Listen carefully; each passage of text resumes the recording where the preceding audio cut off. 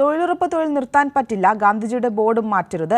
71 വയസ്സുള്ള ആനന്ദവല്ലി അമ്മയുടെ ഈ മുന്നറിയിപ്പ് തൊഴിലാളി ദ്രോഹത്തിൽ ഗവേഷണം നടത്തുന്ന കേന്ദ്ര സർക്കാരിനുള്ള താക്കീത്. തൊഴിലുറപ്പ് രംഗത്തെ പുതിയ നിയമം കൊല്ലം ജില്ലയിലെയും 2.5 ലക്ഷം തൊഴിലുറപ്പ് തൊഴിലാളികളെയും ആശങ്കയിലാക്കി. 71 വയസ്സ് പിന്നിട്ട ആനന്ദവല്ലി അമ്മയാണ് എന്നോടൊപ്പം നിന്ന് ഈ ജോലി ചെയ്യുന്നത്.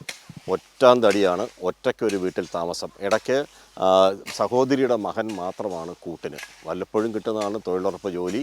അതിപ്പോൾ 4 മാസം കൂടി ഇപ്പോഴാണ് അത് 10 ദിവസമായി തൊഴിൽ കിട്ടുന്നത്. അതുകൊണ്ട് 3600 രൂപ കിട്ടിയെന്ന് നമുക്ക് ഉറപ്പിക്കാം. മക്കളില്ലാത്ത ആനന്ദവല്ലി അമ്മയുടെ ഭർത്താവ് മരിച്ചിട്ട് 20 വർഷം. ജീവിതത്തിൽ ഒറ്റപ്പെട്ടപ്പോൾ തൊഴിലുറപ്പ് മേഖലയിൽ പണിക്കിറങ്ങി. സാമൂഹ്യക്ഷേമ പെൻഷനും തൊഴിലുറപ്പ് കൂലിയുമാണ് ഏക വരുമാനം.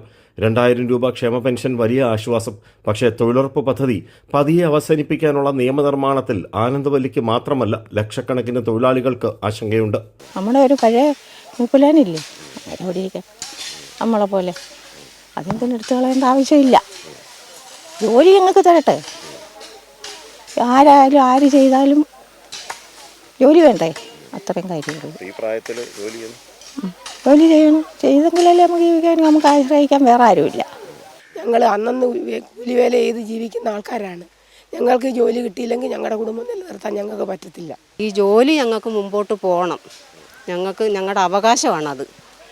അത് കിട്ടിയേ പറ്റൂ. ഈ നിയമങ്ങളിങ്ങനെ ഓരോ വർഷങ്ങളിലും പുതിയ നിയമങ്ങൾ സ്വാഭാവികമായിട്ട് ഇത് നിർത്തലാക്കുമെന്നുള്ളൊരു ആശങ്ക നമുക്ക് എല്ലാവർക്കും ഉണ്ട്.